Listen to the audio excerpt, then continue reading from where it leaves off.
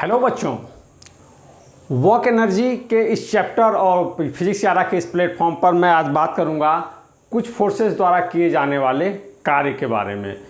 जो भी फोर्सेस आपके सामने मैंने आप रखे हैं अभी तक, ग्रेविटेशनल फोर्स हो, स्प्रिंग फोर्स हो या आपका फ्रिक्शनल फोर्स हो, इनमें कुछ फोर्सेस कंजर्वेटिव नेचर के हैं और कुछ फोर्सेस नॉन कंजर्वेटिव फोर्सेस हैं।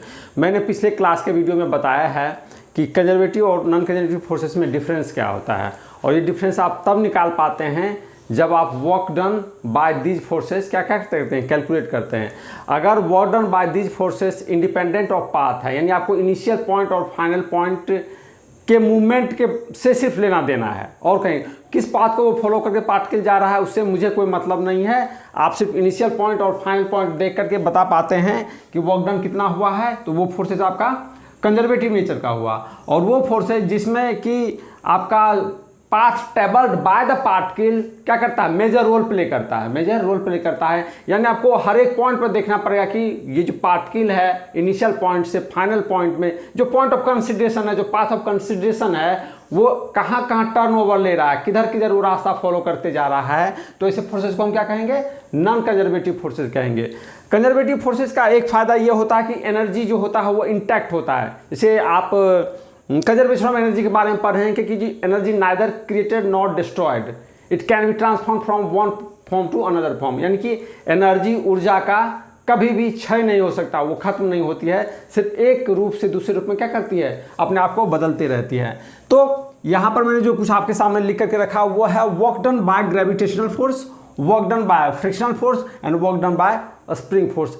आपके लेवल में ये तीन चार जो फोर्सेस होते हैं काइनेमेटिक्स में खास करके, वो बड़े क्रूशियल रोल प्ले करते हैं। तो मैंने सोचा कि एक वीडियो बना करके आपको work done bye these forces बता दूं, कैसे कैसे काम करता है। वेक्टर का माइन्यूट ऑब्जर्वेशन क्या है वो देखिएगा, इतना खूबसूरत रोल प्ले करता है वेक्टर इन सारे चीज़ों में। और वही जो प्लेइंग वेक्टर का जो रोल है वही डिटरमाइन करता है कि फोर्सेस कंजर्वेटिव है या नॉन कंजर्वेटिव है। कहाँ पर राउंड ट्रिप में वर्क डन जीरो हो जाएगा, जहाँ से पार्टिकल चला था वहीं लौट के आ गया तो वर्क डन जीरो हो गया। कहाँ कि पार्टिकल चला दोबारा लौट के आ गया तो वर्क डन जीरो नहीं हो गया। इसका एक क्लोज पाथ का मतलब डिस्प्लेसमेंट जीरो हुआ, लेकिन इसका ये कतई मतलब नहीं है कि ये हमेशा जब डिस्प्लेसमेंट जीरो हो जाए तो वर्क डन बाय सच फोर्सेस भी जीरो हो जाए। अगर कंजर्वेटिव नेचर का फोर्सेस काम कर रहा है तो राउंड ट्रिप में वर्क डन जीरो हो जाएगा। अगर नॉन कंजर्वेटिव फोर्सेस के कारण आप वर्क डन निकाल रहे हैं तो एक राउंड ट्रिप में चलने के बाद ही वर्क डन होगा, कुछ पॉजिटिव कुछ नेगेटिव, लेकिन कोई क्वांटिटी होगी वो जीरो नहीं होगा। चलिए लौट के आते हैं अपने आपके आज के टॉपिक पर। मैंने अभी जो सब कुछ बताया आपको वो सिर्फ पिछले क्लास का एक रिव्यू था। अगर आप अपने दिमाग में रखते हैं तो अच्छी बात है, नहीं रखते हैं तो आप पिछले वीडियो में जाइए और देखिए। मैं हमेशा कोशिश करता हूं कि आपको ग्राउंड लेवल से लेकर के आगे बढ़ूं, ताकि आपको चीज़ों को समझने में जरा से भी दिक्कत ना हो। कहीं भी दिक्कत हो आपको कोई टॉपिक सजेस्ट करना होगा कि सर को इस टॉपिक पर एक वीडियो बनानी चाहिए, आपको समझ में नहीं आती है, मुझे आइए कमेंट बॉक्स में लिखिए, मैं उस पर वीडियो बनाऊंगा। चलिए पहले पकड़ते हैं आज का टॉपिक। आज का ये है work done by gravitational force, frictional force and spring force. चलिए पहले आते हैं ग्रेविटेशनल फोर्स में।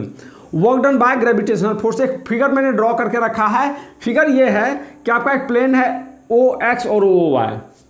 ये प्लेन है OX इस तरफ और ये हाइट की तरफ हम जा रहे हैं, यानी अपोजिट टू ये जो एक्सिस है OX अगर ग्राउंड लेवल मान रहे हैं आप, तो OY का जो एक्सिस है ये आपका जो ये वाला एक्सिस है जो टिप का है, ये हो गया ब्लैक वाला OX, और OY जो है वो हाइट है फ्रॉम द अर्थ। यानी हम इस तरह से जा रहे हैं, इस तरह से, एक एक्सिस इधर है और दूसरा एक्सिस मेरा उधर है, यानी अवे फ्रॉम द अर्थ है ये वाला। OY क्या है, अवे फ्रॉम द अर्थ है। चलिए इसमें अगर बात करें तो कंडीशन ये है, स्थिति बनी हुई कि एक पार्टिकल यहाँ पर है, ओरिजिन ऊपर है एक पार्टिकल।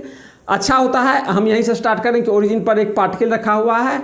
अब ये पार्टिकल ये पाथ फॉलो करते करते हाइट S तक जाती है। ये पार्टिकल यहाँ ओरिजिन ऊपर है और ये पाथ को क्या कर रही है, इस तरह से फॉलो करते हुए आपकी हाइट H पर जा रही है। कहने का मतलब अगर कोई चींटी समझ दैट, एक आंट है, चींटी है, कुछ भी है, यहाँ पर है और एक पहाड़ को चढ़ते। अब पहाड़ को चढ़ने का क्या मतलब हुआ, पहाड़ को चढ़ने का मतलब हुआ क्या, हम अर्थ के सरफेस से ऊपर जा रहे हैं, हम अर्थ के सरफेस से ऊपर जा रहे हैं। OX एक्सिस OY एक्सिस, तो पहाड़ चढ़ने का मतलब हुआ चींटी इस पाथ से यहाँ तक जा रही है, ओरिजिन यहाँ से स्टार्ट करके यह हाइट S तक जा रही है।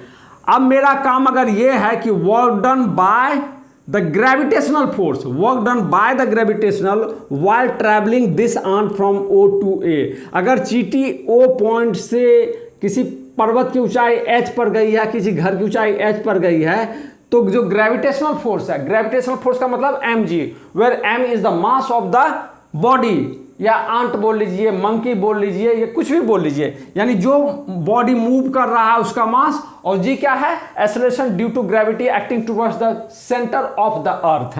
तो ये हो गया आपका mg, mg हमेशा टुवर्ड्स द अर्थ होगा, mg टुवर्ड्स द अर्थ होगा। तो मेरा काम है वर्क डन थ्रू mg, इस फोर्स के कारण वर्क, देखिए लिखने का मतलब W stand for work done, नीचे हम जो सब्सक्रिप्ट लिखे हैं mg का मतलब हुआ ग्रेविटेशनल फोर्स mg, और कहां से कहां तक, 0 से लेकर के a तक। ये मान लीजिए हम इस तरह से लिख रहे हैं, इसके लिखने का पूरा मतलब ये हुआ W stand for work done, mg stand for work done by which force, तो mg के कारण, किसके कारण, mg के कारण, ग्रेविटेशनल फोर्स के कारण। और कहां से कहां, इनिशियल पॉइंट O है इस आंट का या मंकी का, और ए क्या है, इसका फाइनल पॉइंट है। ये इनिशियल पॉइंट है और ये क्या है आपका फाइनल पॉइंट है, ये आपका फाइनल पॉइंट है। ये बराबर होगा किसके, इंटीग्रेशन का साइन मैंने लगाया था, इनिशियल पॉइंट से लेकर के फाइनल पॉइंट, और कौन कौन सा force, F dot d r, F dot d r, ये क्या था मैंने, F डॉट, ये एक स्टैंडर्ड फॉर्म था वर्क डन का, work done equal to integration F dot d r, where F is the force due to which work is done, यानी किस फोर्स के कारण आप वर्क डन निकालना चाहते हैं, वो हो गया dr है। dr एक वेक्टर है जो कहां से कहां तक जा रहा है वो दिखाएंगे। अब यहां पर आप ध्यान दीजिए, इस इंटीग्रेशन साइन में ध्यान दीजिए, F है क्या, तो mg है, F क्या है, mg है, लेकिन इस mg की एक और खासियत यह है कि ये कांस्टेंट फोर्स है। mg क्या है, mg एक कांस्टेंट फोर्स है। कांस्टेंट फोर्स का मतलब है ये एज अ वेक्टर कांस्टेंट है, एज अ वेक्टर का मतलब है इसका मैग्नीट्यूड भी कांस्टेंट है और डायरेक्शन भी कांस्टेंट है। आप देखिए इसका मैग्नीट्यूड कितना होगा, mg का जो मैग्नीट्यूड होगा, अगर साइन लगा देते हैं तो ये mg होगा, where m is the mass of the earth and g is the acceleration due to gravity 9.8 metre पर सेकेंड स्क्वायर या 10 मीटर पर सेकेंड स्क्वायर, और m kg में लेते हैं, ठीक है।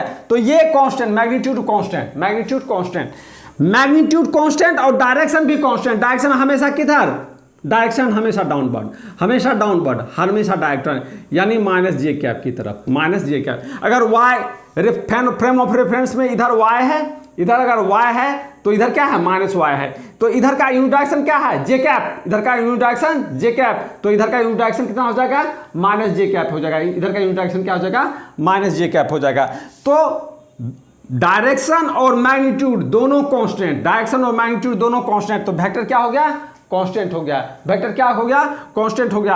अगर वेक्टर कांस्टेंट है तो कोई चीज अगर कांस्टेंट है तो इंटीग्रेशन साइन के बाहर हम उसको क्या करेंगे, सीधे बाहर ले आएंगे। तो ये क्या हो जाएगा, एफ क्या हो जाएगा, बाहर हो जाएगा, एफ क्या हो गया आपका बाहर, डॉट कहां से कहां तक, 0 से लेकर के एफ तक, 0 से लेकर के एफ तक, किसका, डी आर, ये हो गया। आप मेरी बात समझे, हम यहां से यहां तक कैसे पहुंचे, ये मेरी बात समझिए कि मैं यहां से यहां तक कैसे आया। मैंने सिंपली इस लाइन में आपका जो फॉर्मूला है वर्क डन वो लिखा, work done due to mg from 0 to a, work done, W stand for work done, mg stand for gravity, due to gravity, किस फोर्स के कारण, ग्रेविटी के कारण, और पार्टिकल डिस्प्लेस फ्रॉम, और मंकी और ant displace from 0 to a। ये था इसका लेफ्ट हैंड साइड में। राइट हैंड साइड में जो है इक्वलिटी के बाहर वो फॉर्मूला है F dot d are. F है force responsible for doing the work and d r है displacement of the particle, monkey, ant, जो कुछ भी कह लीजिए। इसमें मैंने एफ को इसलिए बाहर निकाल लिया क्योंकि ये इंटीग्रेशन साइन के बाहर इसलिए आया क्योंकि ये एफ ग्रेविटी का फोर्स जो है वो कांस्टेंट है, इसलिए वो क्या हो गया, एज ए डायरेक्शन और मैग्नीट्यूड दोनों में कांस्टेंट, इसलिए मैंने उसे बाहर का रास्ता दिखाया, तो एफ डॉट डी आर हो गया। अब देखिए इसका मतलब समझिए, ये तो छोड़िए ये क्या है, एफ है आपका जानते हैं mg है, एफ क्या है mg है, तो वेक्टर फॉर्म में मैंने mg लिखा डॉट, अब देखिए ये dr है, ये है आपका dr, कहाँ से, इनिशियल से लेकर के फाइनल तक, इनिशियल से लेकर के फाइनल तक। देखिए ये dr का मतलब क्या है? इंटीग्रेशन dr का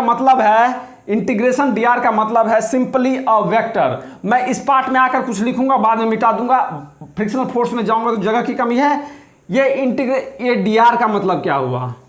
इस dr का क्या मतलब है? इस dr का मतलब है कि कोई पॉइंट, ये x है, ये y है। ये देखिए वेक्टर का गजब का कॉन्सेप्ट है। ये पार्टिकल ऐसे गया, किसी तरह से गया, ये इस तरह से गया और यहां तक पहुंच गया मान लीजिए। तो ये पार्टिकल जो पाथ ट्रेवल कर रहा है, ऐसे ऐसे करके जो ट्रेवल कर रहा है, उसमें सिर्फ इनिशियल और फाइनल से हमको मतलब है। दोनों पॉइंट को हम क्या करेंगे? जोड़ देंगे, दोनों पॉइंट को हम मिला देंगे। तो ये है इसका नेट डिस्प्लेसमेंट। तो ये जो integration dr as a vector का इंटीग्रेशन का मतलब है कि इसका नेट डिस्प्लेसमेंट, ये this means net displacement, dr means net displacement. अब देखिए ये dr का नेट डिस्प्लेसमेंट हुआ कहां से कहां तक? यहां से लेकर के यहां तक है। इस dr का डिस्प्लेसमेंट कहां से कहां तक? 0 से लेकर के a तक। कौन से पाथ को वो फॉलो करके गया इससे हमको कोई मतलब नहीं, हम इनिशियल से फाइनल जा रहे हैं। और ये हुआ इसलिए क्योंकि इंटीग्रेशन dr है, वेक्टर dr है, इसलिए इसका ये हो गया आपका। ठीक है, अब देखिए इस वेक्टर को लिखने के लिए, देखिए इस वेक्टर को लिखने के लिए क्या कीजिएगा? ये जो वेक्टर OA है, इसको मान लीजिए पॉइंट B है, तो आप कैसे लिखिएगा AB वेक्टर को? OA वेक्टर को कैसे लिखिएगा? देखिए OA वेक्टर को मैं लिख रहा हूं किस तरह से? ये देखिए, क्या मैं लिख सकता हूं? OB प्लस किसके? BA के, OB प्लस BA के, OB प्लस BA के।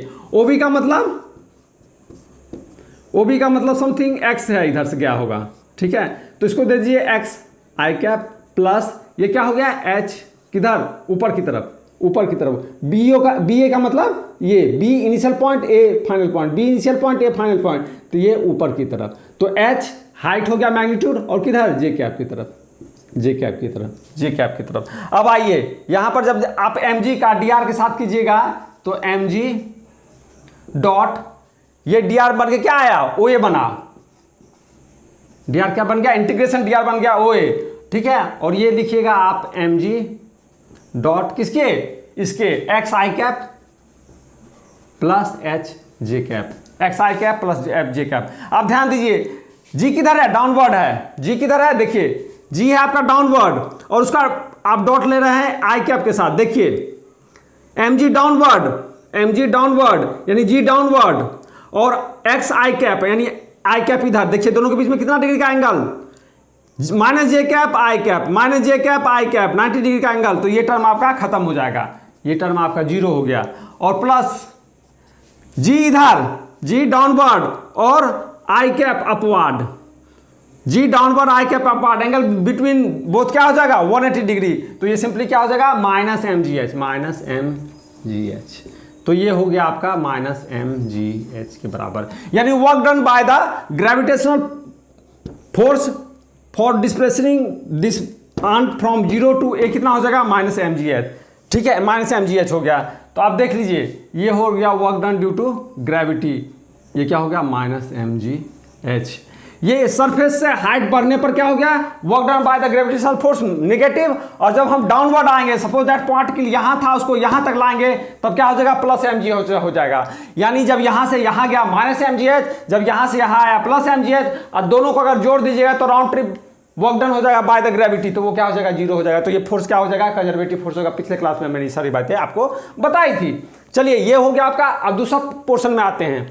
दूसरा फोर्स है फ्रिक्शनल फोर्स का। दूसरा फोर्स क्या है? Frictional force. आप फ्रिक्शनल फोर्स के बारे में एक चीज जानते हैं, वो क्या जानते हैं कि जिधर डिस्प्लेसमेंट होता है पार्टिकल के, उसके अपोजिट डायरेक्शन में वो क्या करता है? मान लीजिए कोई पार्टिकल यहां पर है, थोड़ी देर के बाद यहां चला गया, थोड़ी देर के बाद यहां चला गया, थोड़ी देर के बाद यहां चला गया। आंट हो या मंकी हो, कुछ भी हो, थोड़ी देर के बाद यहां चला गया। जैसे जैसे टाइम बढ़ रहा है, ये पार्टिकल क्या कर रहा है? आगे की तरफ मूव कर रहा है। ये पार्टिकल आगे की तरफ मूव कर रहा है, और मास पार्टिकल का m है। मास पार्टिकल का क्या है? m है। तो सारी चीजों में एक चीज आपको कॉमन लगती होगी कि अगर डिस्प्लेसमेंट इधर है, अगर डिस्प्लेसमेंट इधर है तो फ्रिक्शनल फोर्स इधर होगा, क्योंकि frictional force between the layers का एक फोर्स है, एक सरफेस जब दूसरे सरफेस पर क्या करता है, रिलेटिवली ट्रैवल करता है, रिलेटिवली एक सरफेस दूसरे सरफेस पर जब खिसकता है, ट्रैवल करता है, तो frictional force between the surface का फोर्स है, और जिस तरफ बॉडी का डिस्प्लेसमेंट होता है उसके अपोजिट डायरेक्शन में फ्रिक्शनल फोर्स लगता है। तो चलिए पहले लौट के आते हैं, एफ क्या, फ्रिक्शनल फोर्स, एफ आर मैं लिखता हूं, ठीक है, कहां से कहां तक, ओ से लेकर के ए तक, सिंपल सा फंडा। W stand for work done, F r stand for due to frictional force, और कहां से कहां तक, 0 से ए तक। इक्वलिटी का साइन लगाएंगे, इंटीग्रेशन डालेंगे, इनिशियल से फाइनल डालेंगे, फोर्स डालेंगे और डॉट डी आर करेंगे, डॉट डी आर करेंगे। चलिए इतना कर लिए। अब देखिए कुछ हो ना हो इतना तो तय है कि डी आर और एफ के बीच में 180 डिग्री का एंगल है। कुछ हो ना हो इतना तो तय है कि हमेशा डी आर और एफ आर के बीच में 180 डिग्री का एंगल होगा, 180 डिग्री का एंगल होगा। कहीं भी पार्टिकल चला जाए, मान लीजिए यहां पर पार्टिकल आया तो डी आर इधर तो एफ आर इधर, तो डी आर इस साइड में तो एफ आर इस साइड, यानी जिस तरफ बॉडी का मूवमेंट होगा उसके अपोजिट में क्या होगा, फ्रिक्शनल फोर्स काम करेगा। वर्क डन में हम उसी फोर्स पर कंसंट्रेट करेंगे जिस फोर्स का हेडलाइन मैंने यहां पर बनाया है। यहां पर मैं ग्रेविटी के बारे में नहीं सोचूंगा, यहां पर मैं आपका फ्रिक्शनल फोर्स के बारे में नहीं सोचूंगा, ना यहां पर मैं स्प्रिंग फोर्स के बारे में सोचूंगा। इतना आप समझिए। तो मैं यहां से बात कर रहा हूं फ्रिक्शनल फोर्स में, तो जिस तरफ बॉडी का मूवमेंट होगा उसके जस्ट अपोजिट डायरेक्शन में उस बॉडी पर फ्रिक्शनल फोर्स क्या करेगा, काम करेगा। यानी डी आर और एफ आर के बीच में एंगल कितना होगा, 180 डिग्री का एंगल, 180 डिग्री का एंगल होगा। तो इसको आप सिंपली लिख सकते हैं, एफ क्या, ये फ्रिक्शनल फोर्स है ना, तो एफ आर लिखिए, फिर डी आर लिखिए, और कितना, cos 180 डिग्री। इतना तो आप लिख सकते हैं, इनिशियल से लेकर के फाइनल का साइन डालिए, बराबर। F R D R cos 180 degree, तो आप सिंपली माइनस लगाकर क्या लिखिएगा, F R D R cos 180 degree बराबर -1, तो माइनस को बाहर निकालिए, एफ आर डी आर। अब देखिए एफ आर क्या हो गया, मैग्नीट्यूड हो गया। एफ आर क्या है, अब यहां वेक्टर गायब हो गया, यहीं से यहां तक आने में मेरा वेक्टर का साइन खत्म हो गया। यहां एफ वेक्टर था, डॉट डी आर वेक्टर था, और जब इस स्टेप में आए तो यहां पर F R magnitude of frictional force है, नॉट कंप्लीट वेक्टर है, और डी आर क्या है, मैग्नीट्यूड ऑफ डी आर है। तो ये डी आर हो गया कोर्स, तो माइनस बाहर निकला तो एफ आर डी आर। यहां पर ध्यान दीजिए, एफ आर को आप लिखते हैं क्या, म्यू एन लिखते हैं। एफ आर को क्या आप लिखते हैं, आप म्यू एन लिखते हैं, और डी आर इसी तरह से रह गया, डी आर इसी तरह से रह गया। ये म्यू और एन क्यों है, ये जब फ्रिक्शन वाले चैप्टर में जाऊंगा मैं तो आपको बताऊंगा। म्यू है कोफिशिएंट ऑफ फ्रिक्शन, ठीक है, और एन है जहां जहां पर हम काम कर रहे हैं वहां पर नॉर्मल फोर्स कितना लग रहा है बॉडी पे। जहां जहां भी हम काम कर रहे हैं नॉर्मल फोर्स बॉडी का कितना लग रहा है, जहां जहां भी काम कर रहे हैं नॉर्मल फोर्स बॉडी पर कितना लग रहा है। यानी जिस सरफेस पर वो पार्टिकल रखी हुई है वो surface perpendicular to the surface कितना नॉर्मल फोर्स या कॉन्टैक्ट फोर्स लगा रहा हो, वहीं पर एन है। तो ये हो गया म्यू भी कांस्टेंट, एन भी कांस्टेंट है, डी आर। तो ये म्यू एन क्या हो गया, बाहर, म्यू एन बाहर निकला, आपका अंदर में रह गया डी आर इनिशियल से फाइनल, इनिशियल से फाइनल। अब देखिए इसका क्या मतलब हुआ, इसका तो आप मतलब समझे, इसका मतलब यहां पर आप समझे। और अब आइए इस पर हम बात कर रहे हैं आपका, इससे मेरा कोई वास्ता नहीं रहा, माइनस म्यू एन लगा हुआ है, mu constant, N constant, normal force constant, और यहां पर I to N d r क्या है, तो ये है आपका जो भी पाथ ट्रेवल्ड किया है, ये जो पाथ ट्रेवल्ड किया है, ये वाला पे जो पाथ ट्रेवल्ड कर गया है, इस पाथ की पूरी लंबाई, यानी मान लीजिए अगर धागा है, कोई थ्रेड है, यहां पर रखा हुआ टेढ़ा मेढ़ा घूंच के यहां तक गया है, तो इसका पूरा का मतलब हुआ ओ से लेकर ए के बीच में जब धागा को आप लंबा कर दीजिएगा, खींच करके लंबा कीजिए, और उसको टेप पीस से इंच लगा करके जब नापिएगा तब कितना होगा, ये लेंथ ऑफ द थ्रेड है, या ये लेंथ ऑफ द पाथ है। यहां पर ये स्केलर है, इसीलिए क्या हो गया, आपको पूरा का पूरा क्या होगा, इनिशियल टू फाइनल ही नहीं मतलब है, आपके हर एक पाथ से जो गुजरा है ये पार्टिकल, उसका कितना सा लेंथ हुआ वो पाथ का, वो आपको यहां पर लिखना पड़ेगा। तो ये हो गया आपका, जो भी आपका लेंथ आएगा एल हो गया, तो minus mu N L, minus mu. इस बार आपका जो है वो पाथ डिपेंडेंट है, ये पाथ इंडिपेंडेंट है, इसलिए ये कंजर्वेटिव फोर्स है, और ये क्या है आपका नॉन कंजर्वेटिव फोर्स है। इतनी बात आप समझ गए होंगे। आइए अब थर्ड पर, थर्ड है आपका स्प्रिंग फोर्स। स्प्रिंग फोर्स है ये, सिंपली वही लिखेंगे W, क्या स्प्रिंग फोर्स कहाँ से कहाँ तक, 0 से लेकर के, मान लीजिए इस पॉइंट को आप ए प्राइम बोलते हैं तो ये पॉइंट ए है, ठीक है, sorry a prime two a prime two a prime two. Condition ये है लगा हुआ कि एक स्प्रिंग है नेचुरल लेंथ में, ये स्प्रिंग है नेचुरल लेंथ में। नेचुरल लेंथ का मतलब है आप बॉल पेन या किसी का एक स्प्रिंग देखते होंगे, यानी उस स्प्रिंग पर कोई फोर्स ना लगाया गया हो, वो स्प्रिंग लिए आपने यहाँ पर रख दिया है ये, ठीक है। इसका जो लेंथ होगा ना बिना फोर्स लगाए हुए जो इसका लेंथ होगा वही होगा natural length of the spring. तो ये स्थिति ये है कि एक दीवार है, ये वॉल हो गया, मान लीजिए वाई एक्सिस की तरफ क्या है, वॉल है, ये मान लीजिए वॉल है, ठीक है, दीवार है। इस दीवार के एक सरफेस पर ये स्प्रिंग, ये क्या है, फिक्स किया हुआ है यहाँ पर, ये स्प्रिंग का एक सिरा क्या है यहाँ पर फिक्स्ड है, एक सिरा फिक्स्ड है, और ये स्प्रिंग का नेचुरल लेंथ है। और स्प्रिंग के दूसरे पार्ट पे, स्प्रिंग के दूसरे पार्ट पर जहाँ पर नेचुरल लेंथ खत्म होता है वहाँ पर मास m का क्या है, एक बॉडी क्या है अटैच किया हुआ, बंधा हुआ है। अब मेरा काम क्या है, इस बॉडी को हम इसके तरफ, आगे की तरफ टुवर्ड्स द एक्स एक्सिस क्या कर रहे हैं, खींच रहे हैं।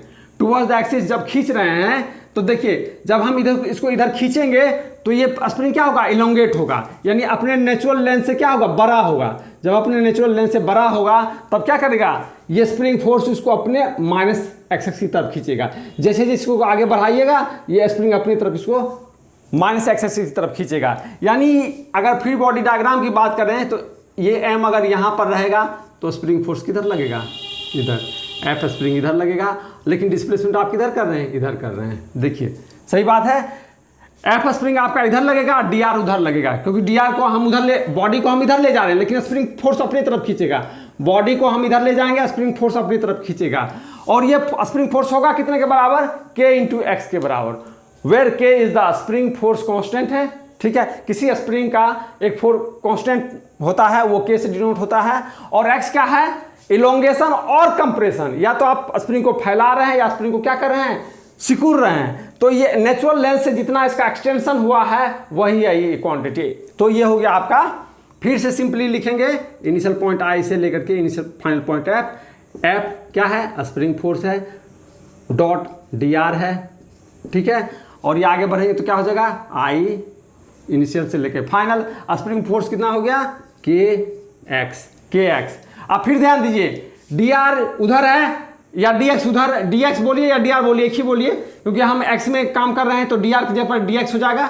तो ये हो गया आपका डी एक्स का डायरेक्शन, और इधर हो गया आपका स्प्रिंग फोर्स का। फिर 180 डिग्री का एंगल, तो के एक्स डी एक्स कितना, कॉस 180 डिग्री, कॉस 180 डिग्री बराबर कितना हो जाएगा, फिर माइनस बाहर निकलेगा और हो जाएगा आपका के भी बाहर कांस्टेंट है, तो एक्स डी एक्स कहाँ से कहाँ तक, इनिशियल से लेकर के फाइनल तक, ये बराबर कितना हो जाएगा, बोलिए, माइनस के बाय 2x स्क्वायर, माइनस के बाय 2x स्क्वायर इनिशियल से फाइनल। मान लीजिए इनिशियल पॉइंट में क्या है, x का की जो वैल्यू है, इनिशियल पॉइंट मतलब यहाँ पर ए प्राइम पर, इनिशियल पॉइंट जब नेचुरल लेंथ पर था मास, इनिशियल पॉइंट का मतलब है जब स्प्रिंग जो था वो नेचुरल पोजीशन में था और उसके राइट मोस्ट पार्ट पर आपका मास m था। तो ये हो गया इनिशियल पॉइंट। उस समय x कितना था, जिस समय ये यहां पर था उस समय x कितना, 0। उस समय तो एलोंगेशन कंप्रेशन स्प्रिंग में हुआ ही नहीं, तो x बराबर क्या, 0।